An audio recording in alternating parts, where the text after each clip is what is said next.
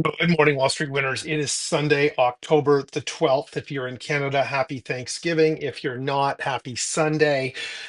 We are seeing an interesting turn of events right now happening on the geopolitical spectrum that will have an impact on the markets come Monday. You can see here in the Bloomberg, one of the top articles, China tells US to back off on threats and warns of retaliation. This is not setting up to bode well for markets. There are huge drops right now in the futures markets going into Monday morning. You've got the S&P 500 in the futures down almost 3%, the NASDAQ down 3.5%, and the Dow Jones down almost 2.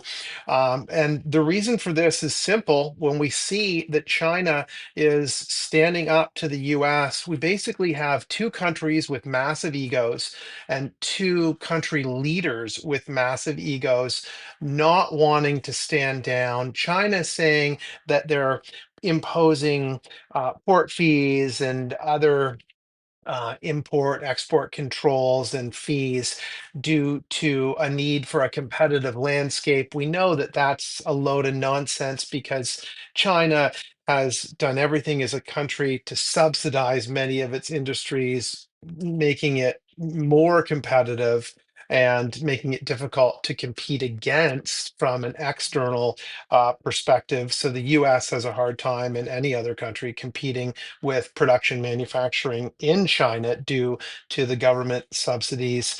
Then you hear about the US trying to block chips going in, China blocking rare earths coming out needed for advanced manufacturing of these chips. So it's a very, very difficult and entangled ball of twine to unravel here. But what we really need is these two leaders to just allow their teams in their commerce departments to and negotiating teams to get together and hammer out a trade deal that is good for the two countries, but also good for the world.